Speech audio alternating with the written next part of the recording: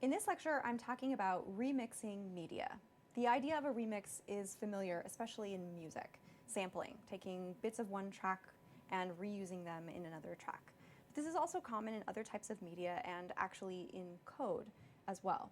It's also become more pertinent over the past several years as access to media and access to creating and editing tools has become more widespread and available to the public.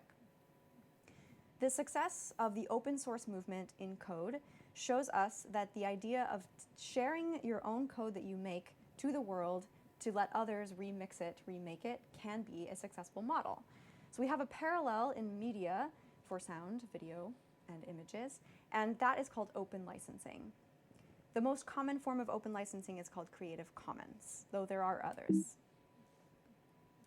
There we go. So in this lecture, I will answer the question of how you can legally remix media, how you can find that media that's licensed for your use, and also how you might contribute some of your own work to the commons.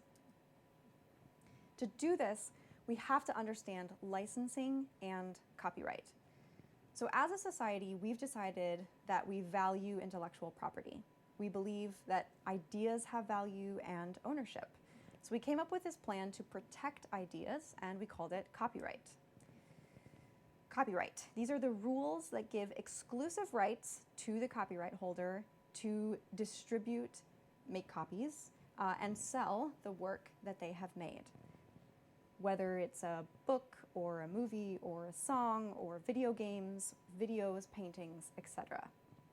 This is important so that they can recoup the costs of making that thing and make a living on their making that thing, doing that art. The way that we accomplish copyright is through this idea of licensing, which are the guidelines for how others can use your creative work. The copyright holder, which is typically the company or the creator, gets to decide on a license, meaning they decide how others will use their work. Some work is totally copyrighted, meaning only they get the rights to distribute, make copies. Other work is given a less restrictive license, which makes it more available for reuse and remixing. So why is this the case? Because the copyright holder gets to decide how they would like others to use their work.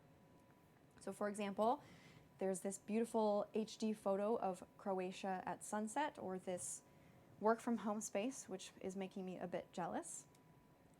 Or this video of the blue moon from December 31st, 2009. Or this sound called life force combustion, uniquely spacey, otherworldly.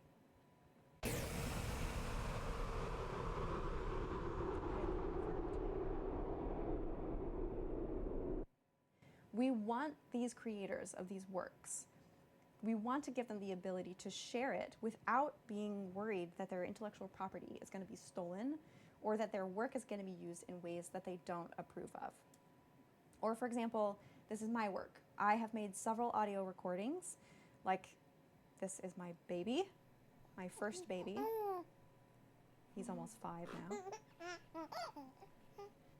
Or this one, I tried to take a glass jar and string it across a metal fence.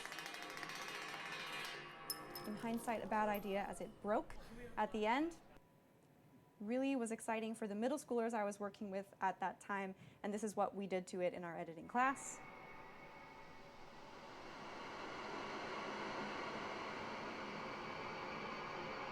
This is called a Paul stretch. Okay, so like many creators, for these sounds and others, I want to maintain the copyright, but I also would actually prefer to be able to share them widely so that students and makers and kids in schools can use the sounds to learn and create and make their own work with. So we need a way to protect my intellectual property and your intellectual property of your media, but also offer you the chance and the opportunity to share it and decide how you would like your work to be reused. Thus, enter Creative Commons. All of the examples I just showed are licensed under a Creative Commons license. So what is Creative Commons? It's a set of licenses that are easily understandable and that anyone can easily adopt for their work. One of the goals of Creative Commons is to increase the amount of work widely available in the Commons for people to use. So I'd like to pause here for just a minute and say that this licensing model is not for everything, and it's never compulsory. It's for artists who want to be able to share their work openly and want also a way to be able to protect their ideas as they share them. No one is asking anyone, any artist, to share their work for free without compensation. Creators may choose, because they see the benefit of sharing work to the Commons, they may choose to use this license and to share their work for free into the Commons. So let's say that you want to do this. You want to release some work, your work into the Creative Commons. How do you do this? Let me start with my example. I have uploaded 8 sounds to this website called freesound.org. And this website, like many others, offers me the choice of what license I would like to license it under when I upload it. And that's it. It's done. There are several Creative Commons licensees with varying degrees of openness. You get to choose the one that suits your work. Basically, it comes down to 3 things. 1, commercial or non-commercial use. Do you want people to be able to get paid for using your work? 2, derivatives or no derivatives. If someone does take your work, do you want them to leave it as is, or can they take it and remix it in some way? And then lastly, this idea of share alike, which basically means that if they do make a derivative and they release it, they have to release it under the same open license that you did. So this prevents them from taking it, tweaking it, making a derivative, and then releasing it under a more restrictive license. This idea is comparable to the idea of copyleft in open source movement. Pick a platform. All of these are, this is a screenshot from the Creative Commons website. All of these are good options for sharing your work. There are others as well. Freesound is not up here. And you're done. You've contributed to the Commons. So let's say that now you want to borrow some work that already exists in the world. You're working on a project, you need a video of the moon or a clip of a rushing canal. How do you do it?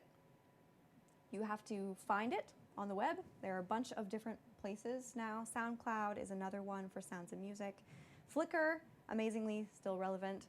Unsplash has beautiful images, and actually Google Image Search does have a search filter for Creative Commons licensing. Archive.org and also commons.wikimedia.org also have lots and lots of media available. Okay, so why does it say mostly trusted websites up here? This process is not foolproof. Some resources claim to offer freely usable images or Creative Commons 0 or public domain images, but they also allow users to upload work. So they're trusting their users to upload work that actually is available to use, and sometimes the users don't and things slip through the cracks. So the takeaway here is, if you find something on a website that claims to be not copyrighted, but you're really not sure about that, just go double check or choose something else. Once you have your media that you want to use, how do you cite it?